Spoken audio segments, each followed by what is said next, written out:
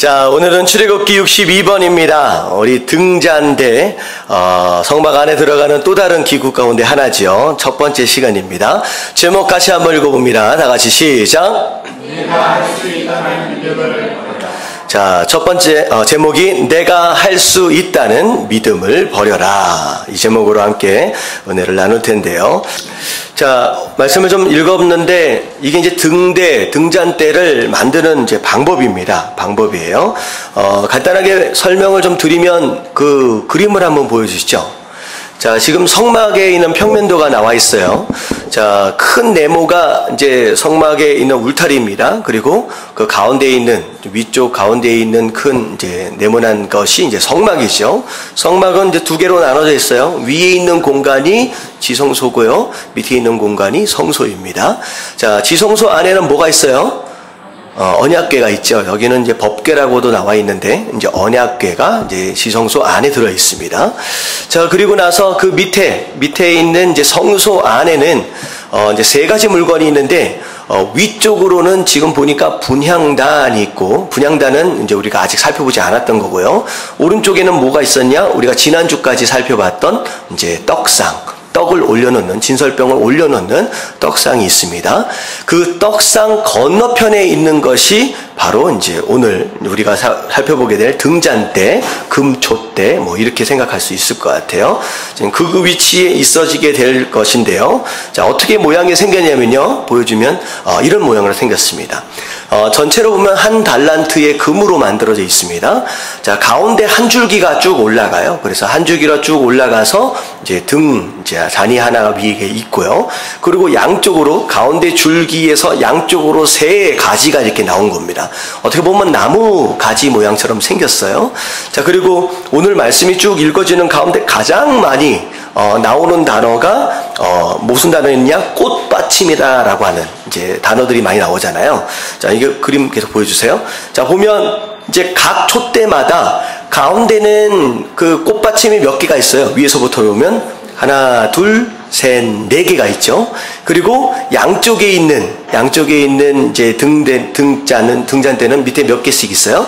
세 개씩 있죠. 그래서 등대를 이렇게 전체적으로 보면 불을 피울 수 있는 등잔이 몇 개예요? 총 7개가 되고요. 그리고 밑에 있는 이제 꽃받침이 총 22개로 생겨져 있습니다. 그래서 이런 모양으로 생겨져 있다라고 생각하시면 될 것 같아요. 자, 첫 번째 우리가 등잔대를 통하여서 우리 살펴봐야 할 의미는 뭐냐면요. 같이 한번 읽어볼게요. 첫 번째, 다 같이 읽겠습니다. 시작. 세상의 빛으로 오신 예수 그리스도. 자, 등잔대는 불을 밝히기 위한 것이거든요. 사실 성막 안에는 빛이 전혀 들어올 수 없게끔 몇 겹의 가죽과 천으로 다 덮여 있습니다. 안에는 아무 빛이 없어요. 그렇다라고 한다면 안에 들어가서 제사를 지내고 뭐 일들을 보려면, 제사장들이 일들을 보려면 빛이 필요하겠죠. 그래서 유일한 빛이 바로 이 등잔대입니다. 그렇기 때문에 이 빛에 대한 내용인데, 결국은 이건 무엇을 의미하느냐? 이 세상에 예수님께서 무엇으로 오셨느냐? 세상에 빛으로 오셨다라고 하는 거. 자, 두 번째를 볼게요. 말씀은 나중에 보고요. 두 번째, 2번 다 같이 읽겠습니다. 시작.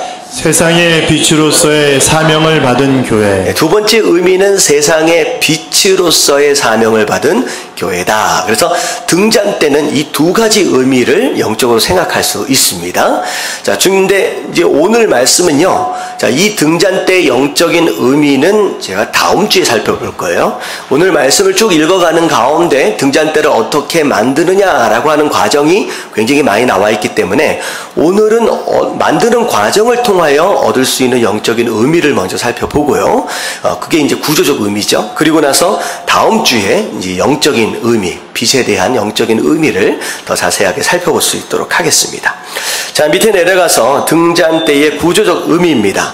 자, 31절부터 좀 살펴보도록 합니다. 31절 다 같이 읽겠습니다. 시작. 너는 순금으로 등잔대를 쳐 만들래. 자, 여기까지요. 자, 이걸 만드는데, 등잔대를 만드는데 뭘로 만들어라? 순금으로 만들어라. 자, 이 정도 됐으면 순금이 뭘 의미하는지 아시죠? 성도의 뭐예요? 거룩함입니다. 자, 이걸 지금 3번째 하고 있어요. 자, 다 금으로 입혔어요. 언약궤도 금으로 입혔고, 그리고 떡상도 금으로 입혔습니다. 여태껏 순금에 대해서 말씀을 드릴 때 뭐라고 말씀을 드렸느냐? 이것은 곧 성도의 거룩함이다 라고 말씀을 드렸어요. 근데 중요한 건 뭐냐면 이 등잔 때는 지금까지 우리가 살펴봤던 언약궤와 떡상을 만드는 데 있어서 좀 구별되는 차이가 있는 이제 만드는 모습들을 좀 보게 돼요. 자, 언약궤와 떡상은 어떻게 만들었느냐? 원래 재료가 뭐예요? 금이 아니었어요. 원래 재료가 뭐예요? 나무였죠. 자, 무슨 나무예요? 조각목, 가시나무로 원래 틀을 짠다라고 말씀을 드렸습니다. 자, 그리고 나서 어떻게 했느냐? 금으로 그 겉에를 덮어 씌웠어요. 금으로 덮어 씌웠어요. 자, 그런데 이 등잔대는 원래 안에 뭐 조각목이나 이런 게 들어가는 게 아니라 안에서부터 바깥에까지 전부 다 뭘로 돼 있어요? 전부 다 순금으로 돼 있다라고 하는 건데, 중요한 건 뭐냐면 순금으로 등잔대를 만들 때 어떻게 만들어라? 쳐서 만들어라 하는 거예요. 쳐서 만들어라. 지금까지는 금을 입히려면 어떻게 돼요? 금을 녹여야죠. 녹여가지고 부드럽게 한 다음에 겉에다가 싹 바르는 거였습니다. 근데 이 등잔대는 어떻게 만들으라고 말씀하셨느냐? 원래 있으면 두들기고 쳐서 만들어라 라고 말씀하시는 거예요. 자, 이 쳐서 만든다 라고 하는 것은 곧 무엇을 의미하느냐? 같이 함께 읽겠습니다. 자, 1번 시작. 성도는 시련과 고난을 통하여 거룩을 이루어 간다. 자, 성도는 시련과 고난을 통하여 거룩함을 이루어 간다라는 거예요. 두드린다고 말씀을 드렸죠. 반복적으로 두드리는 과정을 통하여 등대의 모양이 만들어져 간다라고 하는 것은 무엇이냐? 하나님께서 우리 성도가 거룩하게 되어져 가기 위해서 우리 삶 또한 어떻게 하신다는 거예요? 두드리신다라고 하는 거예요. 툭툭툭툭 두드려 가신다는 거예요. 이게 바로 우리가 느낄 때는 무엇이 될 수 있느냐? 시련과 고난일 수 있다라고 하는 거예요. 자, 거룩이라고 하는 것을 우리가 상식적으로 생각하면 어떤 모습을 상상을 하게 되냐면요, 죄를 짓지 않고 깨끗한 삶을 산다라고 하는 것을 우리가 일반적으로 거룩한 삶이다라고 생각할 수 있을 것 같아요. 자, 제가 질문을 하겠습니다. 과연 죄 짓지 않고 깨끗함을 산다라고 하는 거, 자, 우리의 노력과 우리의 열심으로 가능하겠느냐라고 하는 거예요. 가능할까요? 불가능할까요? 불가능하다라는 거예요. 불가능하다라고 하는 거예요. 근데 중요한 건 뭐냐면 세상의 종교와 기독교의 차이는 바로 여기서부터 시작이 됩니다. 세상의 종교는 그들이 얘기하고 있는 뭐 나름대로의 뭐 경지가 있잖아요. 뭐 거룩이다라고 한다면 그런 경지에 이르기 위해서 어떻게 하라는 거예요? 열심히 노력하고 열심히 수행하고 열심히 뭐 명상하고 고행하고 하라는 거예요. 다시 말하면 세상의 종교는 우리가 열심히 무엇인가를 하면 원하는 그런 경지에까지 이룰 수 있다라고 얘기를 하는 거예요. 근데 기독교는 그렇지 않다는 거예요. 시작부터가 너희 스스로 너희의 노력과 너희의 열심으로 그 거룩함을 이루어갈 수 있다라고 생각하지 말라는 거예요. 자, 그래서 오늘 제가 제목이 뭐였어요? 제목 기억나세요? 내가 할 수 있다는 믿음을 버려야 돼요. 기독교 신앙은 여기서부터 시작돼야 돼요. 내가 무엇인가를 이룰 수 있다라고 하는 이 믿음이 버려지지 않으면요, 하나님께서 내 삶 가운데 하실 수 있는 일이 없다는 거예요. 여러분, 그걸 위해서 사실은 하나님께서 뭐 하시는 것이냐? 두드리시는 거라는 거예요. 자, 우리가 율법주의, 우리가 마가복음을 쭉 살펴보고 있는데, 이제 새벽 예배와 그 금요 예배 텀에서 지금 예수님께서 가장 경계하고 계셨던 이제 모습이 뭐냐면 율법주의입니다. 뭐가 율법주의냐? 율법은 어떻게 보면 우리가 순종해야 될 부분들이에요. 말씀을 지켜야 합니다. 근데 율법주의가 돼서는 안 된다라고 하는 이유가 무엇이냐? 율법주의를 같이 한번 읽어볼게요. 다 같이 시작. 스스로의 노력으로 거룩해질 수 있다고 착각. 자, 율법주의가 가지고 있는 큰 실수가 무엇이냐? 스스로의 노력으로 스스로 거룩해질 수 있다라고 착각하는 것에 있다는 거예요. 착각하는 것이 있다는 거예요. 자, 이사야서 64장 6절에 하나님께서 뭐라고 말씀하시냐? 다 같이 읽겠습니다. 시작. 무릇 우리는 다 부정한 자 같아서 우리의 의는 다 더러운 옷 같으며 우리는 다 잎사귀같이 시들므로 우리의 죄악이 바람같이 우리를 몰아가나이다. 자, 64장 6절의 말씀을 보면 주어가 다 뭐예요? 주어가 우리는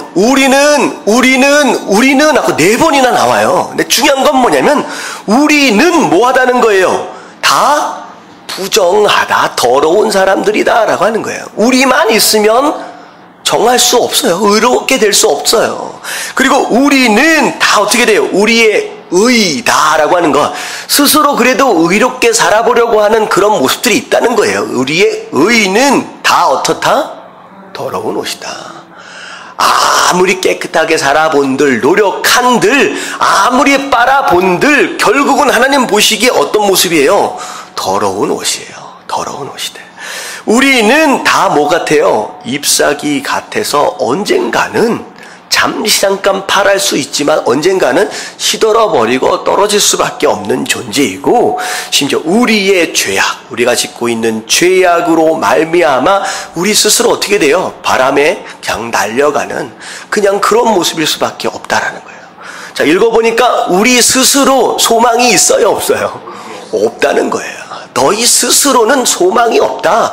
너희 스스로 뭔가를 해볼 수 있다라고 하는 착각과 이 모든 것들을 제발 버려라 라고 하나님 말씀하시는 거예요. 그래서 신약에 보면 바울 사도가, 그래도 바울 사도는 열심히 살아보려고 애를 썼잖아요. 죄짓지 않으려고 애를 쓰고 했는데 바울 사도가 내린 결론이 이겁니다. 자, 보세요. 로마서 7장 22절부터 24절까지 보면 내 속 사람으로는 하나님의 법을 즐거워하되, 내 안에 있는 속 사람, 무엇으로 충만한 사람이에요? 성령으로 충만한 내 속사람은 하나님의 말씀에 대하여 순종하는 것에 대하여 이게 옳은 줄 알고 그것에 대하여 살아가려고 애를 쓴다는 거예요. 근데 중요한 건 뭐냐면 내 몸 안에 그 성령에 충만한 내가 나뿐만 아니라 뭐가 있어요? 한 다른 법이 있대요. 내 마음의 법과 싸워 내 지체 속에 있는 죄의 법으로 나를 사로잡는 것을 보는도다. 하나님의 영으로 충만한 내가 있는가 하면 또 다른 놈이 하나 있다는 거예요. 또 다른 놈이 이것이 말씀에 순종하지 못하도록 그렇게 괴롭힌다라고 하는 거예요. 그래서 결국 24절 같이 읽겠습니다. 시작. 오라 나는 공고한 사람이로다. 이 사망의 몸에서 누가 나를 건져내랴. 바울 사도의 결론입니다. 죄짓지 않으려고 바둥바둥 거리고 씨름하고 이를 악물고 애를 써 봤는데 된다 안 된다? 바울 사도도 안 된대요. 여러분들 처음부터 시도하지도 마시게 되길 주님의 이름으로 축원합니다. 바울 사도도 안 된대요. 바울 사도도. 오호라 나는 곤고한 사람이로다. 이게 무슨 뜻이냐? 한국말로 우리가 어떻게 보면 편하게 설명하면 비참한 사람, 불쌍한 사람이라는 거야. 안 된다는 거야. 안 된다. 그리고 이 사망에 몸에서 누가 나를 건지리요. 내가 그 사망 가운데 빠져버렸는데 나를 구할 사람이 필요하다라고 하는 거예요. 누구밖에 없어요? 예수 그리스도밖에 없죠. 나 스스로는 그 구덩이 가운데서 빠져나올 수 없다라고 얘기를 하는 거예요.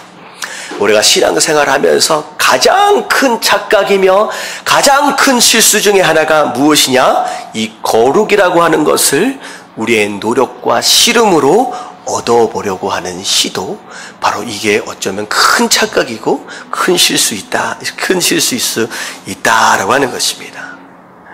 여러분들 이런 인생이 많아요. 저는 이 말씀을 준비하면서 누가 생각이 나냐? 야곱이라고 하는 사람이 생각나요. 여러분 야곱하면 가장 머릿속에 떠오르는 장면이 뭐가 있어요? 야복 강가에서 씨름하는 장면이에요. 근데 사실은 야곱이라고 하는 사람의 평생을 보면요, 평생 뭐하는 인생이었어요? 씨름하는 인생이었어요. 처음부터 끝까지. 자 보세요. 하나님께서 에서와 야곱 가운데 누굴 선택하셨느냐? 야곱을 선택하셨어요. 장자의 축복을 주겠다라고 하나님께서 마음에 두고 계셨습니다. 야곱이 그걸 알고 있었어요. 근데 이 장자의 축복을 하나님께서 주실 때까지 야곱이 기다렸습니까? 기다리지 못했어요. 자기의 계획과 자기의 요행수로, 자기의 지혜로 이걸 뺏어내려고 애를 썼습니다. 그래서 어떻게 보면 애를 써가지고 장자의 축복을 받아냈긴 받아냈지만 축복을 받아낸 이후의 삶이 축복이라고 얘기할 수 없는 삶이 되어버렸어요. 이게 이런 겁니다. 하나님께서 주시겠다라고 하는 이 축복을 내 의지와 내 노력과 내 열심으로 빼앗아내는 순간 그 축복은 더 이상 축복이 아닐 수 있다는 거예요. 그래서 어떻게 됐어요? 축복을 받자마자 가족을 떠날 수밖에 없어요. 아버지와 어머니를 떠날 수밖에 없고 에서와 형과 평생 원수가 되어질 수밖에 없어요. 그냥 도망자 삶이 이제 시작되는 거예요. 자, 보세요. 도망을 하고 난 이후에도 야곱은 하나님께 기도하지 않습니다. 하나님께 묻지 않아요. 어떻게 해요? 아내를 얻는 것에서부터 자기가 씨름해서 얻어보려고 합니다. 무엇 하나 제대롭게 순탄하게 해결된 일이 없어요. 재산에 대한 것도 마찬가지입니다. 이 삼촌이 아주 교묘한 사람이에요. 어떻게 해서든 재산을 안 주려고 하는 가운데 그 재산을 받은 게 아니라 어떻게 한 거예요? 거의 노력과 열심으로 빼앗아내는 듯하게 그렇게 받아냅니다. 결국은 삼촌 라반의 집을 떠날 때도 마찬가지예요. 온전히 떠나는 게 아니라 어떻게 떠나요? 마치 집에서 도망쳐 나온 것처럼 똑같이 도망쳐 나와요. 자, 도망이나 잘 치면 몰라요. 가다가 어떻게 돼요? 또 잡혀. 큰일 날 뻔하잖아요. 그러니까 야곱은 어떻게 보면 약복 강가에서 씨름하는 그 씨름뿐만 아니라 평생을 뭐 하라고 했어요? 내가 생각하고 내가 노력하고 내가 계획하고 내가 열심을 내서 내가 원하는 그 무엇인가를 얻어보려고 애를 쓰는 씨름하는 인생이었어요. 그러니까 인생이 어때요? 처음부터 끝까지 그냥 피곤해요. 그냥 괴로워요. 스트레스 가운데 사는 거예요. 마지막 문제, 누구와의 문제가 남았어요? 에서와의 문제예요. 자기 죽이겠다고 몇백 명 몰고 오잖아요. 이 문제를 어떻게 해결할까? 자, 거기에서도 야곱이 뭘 생각해요?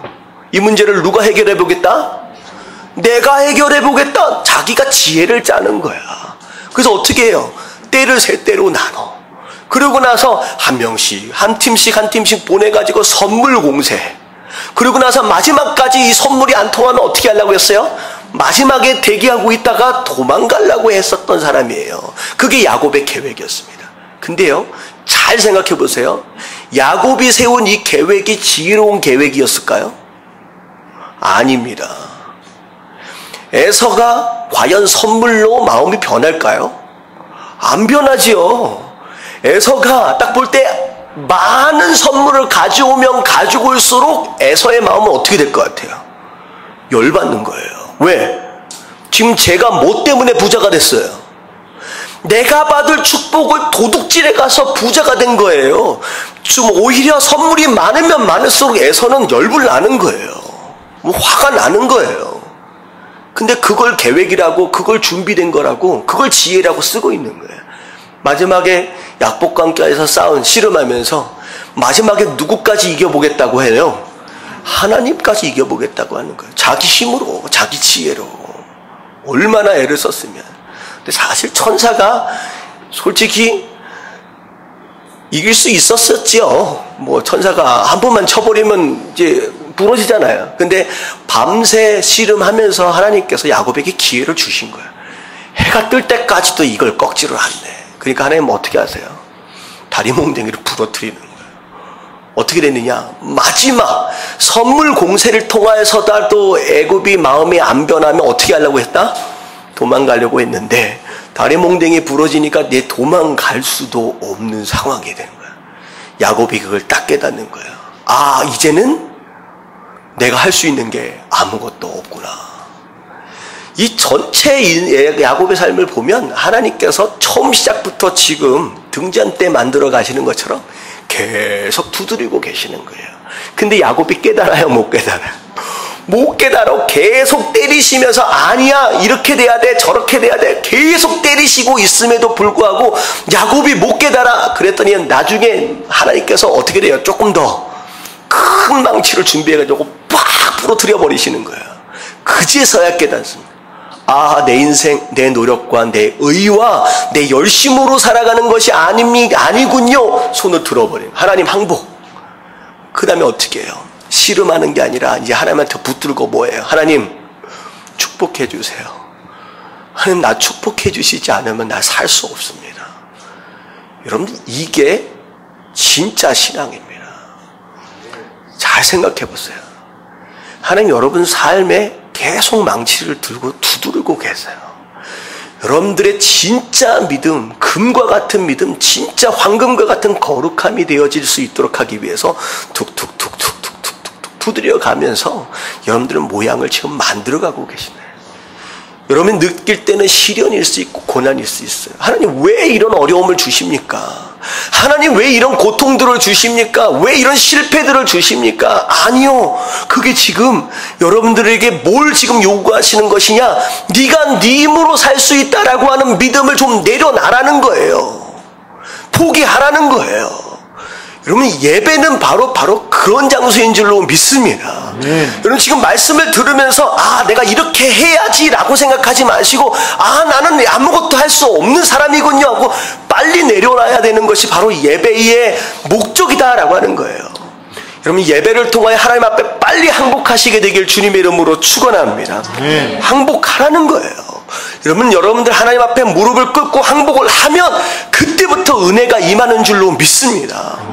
야곱을 보세요. 환도뼈가 부러져서 완전히 하나님 앞에 항복을 하니까 그때부터 하나님께서 이 문제를 해결하시는데 우리가 계획하고 준비하고 상상할 수 없었던 정말로 황당한 방법으로 에서의 마음을 바꾸신 거예요. 어떻게 에서의 마음을 바꾸겠어요? 선물로도 안 돼요. 도망간들 그냥 잡히죠. 말도 안 되죠. 근데 에서의 마음이 어떻게 변했는지 아세요? 뭐가 에서의 마음을 뒤집어 놓는지 아십니까? 오히려 부러진 다리가 에서의 마음을 바꾸는 거예요. 선물이 막 많이 오기는 와. 열이 받을 수는 있어. 근데 저기 멀리에서 야곱이 어떻게 걸어와요? 어때요? 모습이. 그래 축복 한번 받아보겠다고 내 축복까지 다 뺏어가지고 도망가더니만 뭐하고 뭐 돼서 와요? 병신이 돼서 와. 병신이 돼서 절뚝절뚝 거리면서 오고 있는 야곱을 죽일 수 있어요 없어요? 그 형의 마음이 무너지는 거예요. 그 야곱이 절뚝거리는 병신의 모습으로 올 때 과연 이 부러진 다리가 어떻게 에서의 마음을 움직일 수 있을까? 누가 상상이나 했을 수 있을까요? 여러분 하나님께서는 이런 식으로 일하시는 거예요. 내가 막 달려가고 있는데 준비하고 계획하고 열심히 달려가고 있는데 더 이상 꽉 막힌 막다른 골목을 만나는 순간 여러분 그때 하나님께서 일하시겠다라고 하는 그때입니다. 내가 상상할 수 없는 황당한 방법으로 그 문제를 해결하시는 것을 통하여 누가 영광을 받으세요? 하나님이 영광을 받으실 겁니다. 할렐루야. 누가 그런 얘기를 하더라고요. 집회를 참석을 했는데 앞에서 찬양 인도하시는 목사님이 찬송가를 한 5절까지 있었대요. 근데 이 찬송가를 5절까지 딱 부르더니만 처음부터 다시 부르지. 그래가지고 이거 되게 긴데 왜 처음부터 다시 부를까? 그러더니만 5절까지 다 부르신 다음에 너무 은혜롭다고 처음부터 다시 부르지. 세 번째 부르니까 이거 좀 지루하잖아요. 왜 세 번이나 부를까? 근데 이분이 세 번만 해서 끝나는 게 아니라 5번, 6번 계속 반복해서 부르는 거예요. 그때 어떤 마음이 생겨요? 제가 마음 가운데서 짜증이 나기 시작하는 거예요. 왜 저 찬양을 왜 계속 부르는 거야? 근데 그 찬양을 갖다가 30분을 부르더래. 한 찬양을 가지고. 그러니까 나중에 어떻게 돼요? 안에서 부글부글 끓어올라서 얘만 얼굴이 빨개지고 분노가 올라오더래. 이 사람이 나를 지금 놀리는 거지. 지금 열받아가지고. 근데요, 이것을 1시간을 부르더래. 한 찬양을. 그러면 한번 해볼까요? 어떤 느낌이 드는지? 1시간을 부르니까 나중에는 막 화가 나다가 어떤 생각이 들면 눈물이 나더래. 너무 황당하고 지쳐가지고 눈물이 나더래. 근데 다른 사람은 보니까 눈물은 펑펑 흘리니까 이게 열받다가 흘리는 눈물인데 다른 사람이 볼 때는 은혜를 받은 것처럼 느꼈나 봐. 근데 이 찬양을 진짜 1시간 넘게 불렀대. 근데 그 눈물이 딱 나는 순간 마음에 있는 막 올라왔던 이 분노와 이런 것들이 바닥으로 툭 떨어지는 느낌이 들더니 내가 바닥으로 떨어지더래요. 내 마음이. 그러더니만 그 찬양이 그때서야 들리기 시작하는 거예요. 그때서야 은혜가 되기 시작하는 거예요. 이 얘기는 뭐냐면 내가 나라고 하는 존재를 붙들고 있으면 은혜를 받아요, 못 받아요? 못 받는다는 거예요. 은혜는 어떨 때 임하느냐? 분노까지 올라왔다가 포기하고 눈물로 탁 내려놓는 순간 그때 은혜가 임한다라고 하는 거. 하나님께서는 등잔대를 어떻게 만드시냐? 두드려 만드십니다. 여러분들을 이 세상에 빛이 되어지는 그런 삶을 살아갈 수 있도록 하기 위해서 끊임없이 여러분 삶을 두드려 가시는데, 여러분들 시련과 고난 가운데 그 두드림을 인식하시고 빨리 포기하시고 하나님께서 만지시는 대로 만들어가는 것을 통하여 여러분 진짜 거룩한 성도, 능력 있는 성도들 되실 수 있게 되길 주님의 이름으로 축원합니다. 아멘. 아멘. 자, 그래서 성도의 거룩함은 씨름을 하거나 이를 악물고 버텨냄으로 얻어내는 것이 아니라 모든 것을 포기하고 뭐하는 것을 통하여 내가 죽는 것을 통하여 이루어져 간다라고 하는 거. 여러분들 깨달아지시길 주님의 이름으로 축원합니다. 그래서 고린도전서 15장 31절 같이 함께 읽겠습니다. 시작. 형제들아, 내가 그리스도 예수 우리 주 안에서 가진 바 너희에 대한 나의 자랑을 두고 단언하노니 나는 날마다 죽노라. 바울사도가 깨달은 게 뭐냐? 나 스스로는 안 된다라고 하는 걸 알고 그 다음에 뭐라 그래요? 나는 날마다 죽노라. 여러분 죽으면 그때부터 하나님께서 일하시게 되신 줄로 믿습니다. 아멘. 아멘.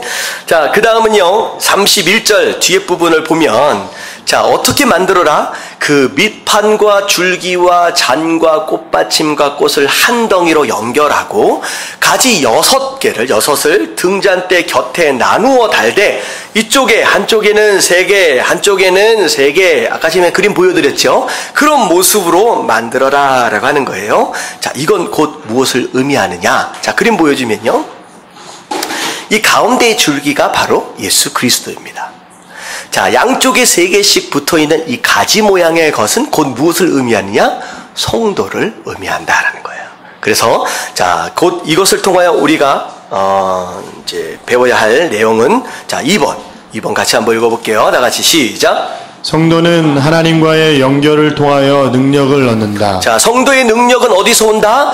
하나님과의 연결되어짐을 통하여 온다라는 거예요.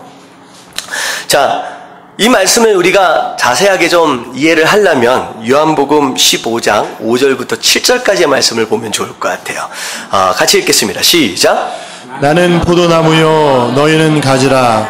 그가 내 안에 내가 그 안에 거하면 사람이 열매를 많이 맺나니 나를 떠나서는 너희가 아무것도 할 수 없음이라. 자, 예수님 뭐라고 말씀하시는? 나는 포도나무요 너희는 뭐라고요? 가지다.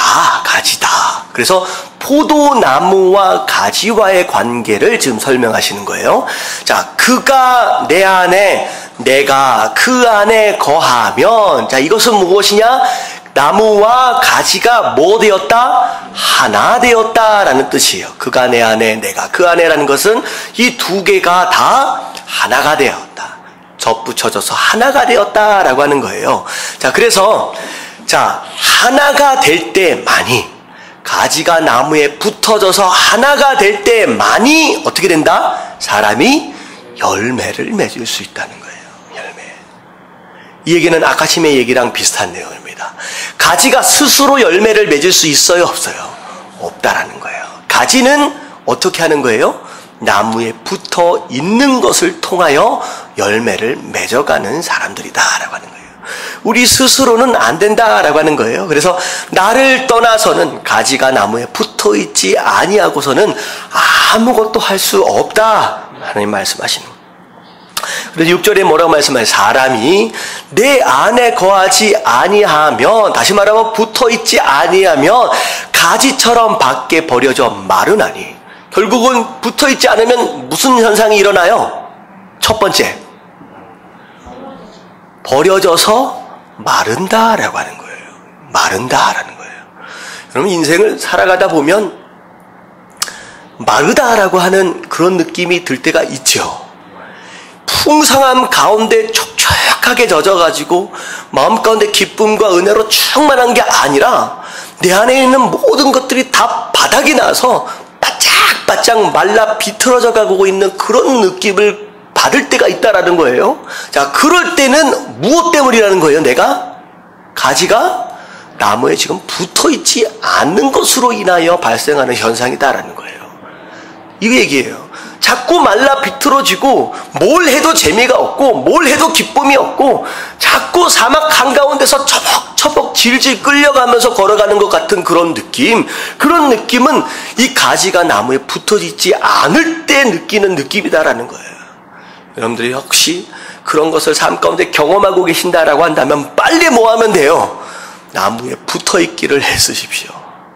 붙어있기를. 하나님께서 가지에게 이것도 하고 저것도 하고 저것도 하라고 많은 것들을 요구하시지 않습니다. 가지가 해야 될 것은 딱 숙제가 하나뿐이에요. 뭐만 하면 돼요? 붙어만 있으래요. 붙어만. 사람들이 그렇게 되면 어떻게 돼요? 말라 비틀어져서 사람들이 그것을 모아다가 결국 어떻게 된다? 불에 던져버린다. 아무짝에다 쓸데없으니까 결국은 멸망하는 삶이 돼버린다. 망하는 인생이 된다라고 하는 거예요. 자, 그리고 나서 7절 같이 읽겠습니다. 시작. 너희가 내 안에 거하고 내 말이 너희 안에 거하면 무엇이든지 원하는 대로 구하라. 그리하면 이루리라. 너희가 내 안에 거하고 내 말이 너희 안에 거하면. 자, 이 말씀은요, 우리가 비교를 해야 돼요.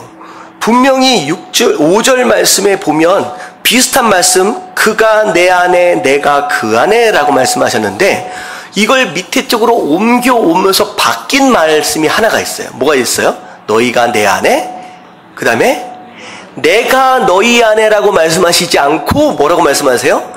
내 말이 너희 안에. 다시 말하면 내가 너희 안에 거한다라고 하는 것은 곧 무엇이냐? 우리 안에 뭐가 있다는 거예요? 말씀이 있다라고 하는 거예요. 말씀이. 그래서 그 말씀이 너희 안에 충만하면 그 다음부터 뭐가 일어나요?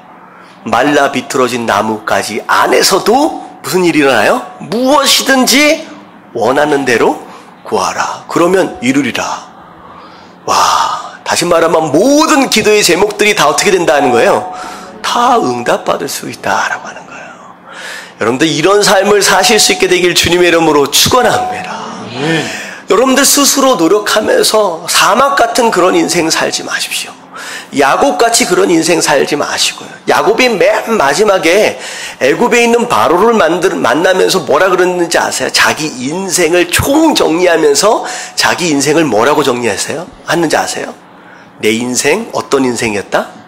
험악한 세월이었다라고 고백합니다. 그렇게 살아보니까 인생이 험악했다라고 느껴지는 거예요. 여러분, 그런 인생 살지 마시고 정말로 나무에 꼭 붙어있는 가지가 되어서 주시는 영양분 쭉쭉 빨아들여서 기도 응답 다 받고 성령 충만한 가운데 풍성한 삶을 사실 수 있게 되길 주님의 이름으로 축원합니다. 자, 그래서 두 번째는 우리의 능력은 어디에서 온다?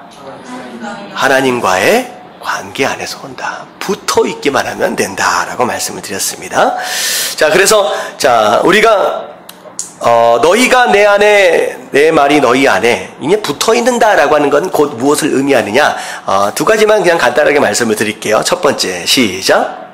예수 그리스도의 몸된 교회에 속한 성도의 삶. 네, 이게 가지가 나무에 붙어 있다라고 하는 것에 대한 첫 번째 의미입니다. 예수 그리스도의 몸된 교회 안에 깊숙하게 속해 계십시오.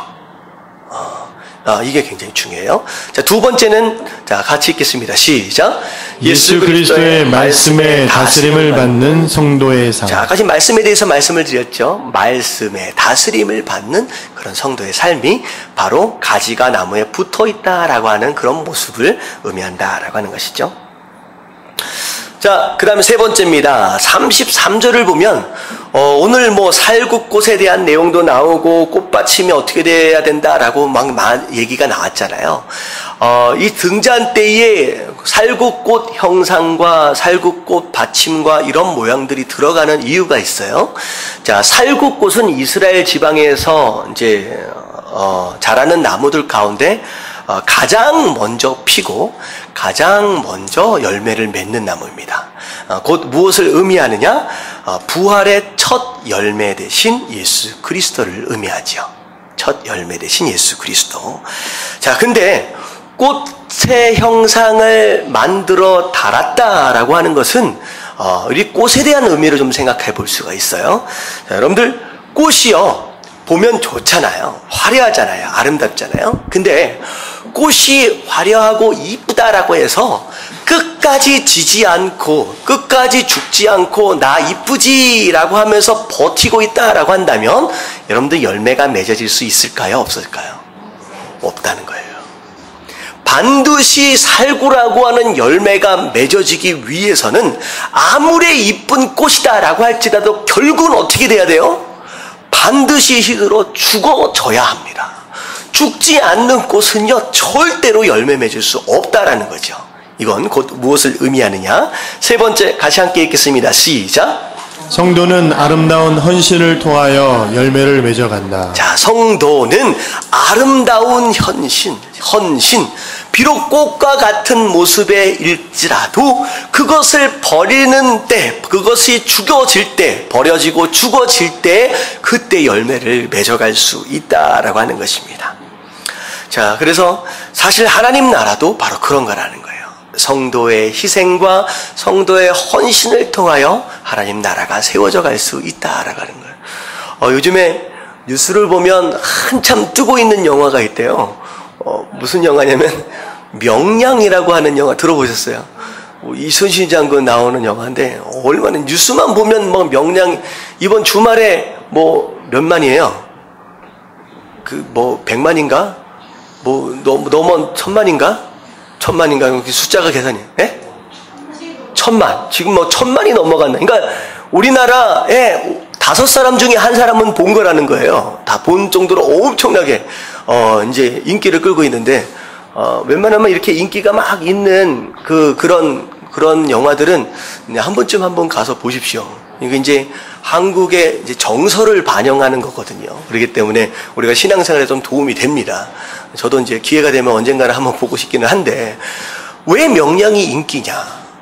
명량이 왜 인기냐? 누구 때문이에요? 이순신 장군 때문에. 이순신 장군 그만한 영웅이 어떻게 보면 이 나라에 필요하다라고 하는 거예요. 하도 이런저런 사고들이 많고 더 이상 국가가 국민을 보호해주지 못한다라고 하는 실망감을 계속 반복적으로 느끼는 이제 국민의 정서가 이제쯤 이런 상황 가운데서 이순신 장군처럼 우리를 구해줄 수 있는 영웅 같은 존재가 막 필요한 어떤 그런 마음들이 어떻게 보면 이 영화를 이제 흥행하도록 만들고 있지는 않는가라는 생각을 해봅니다.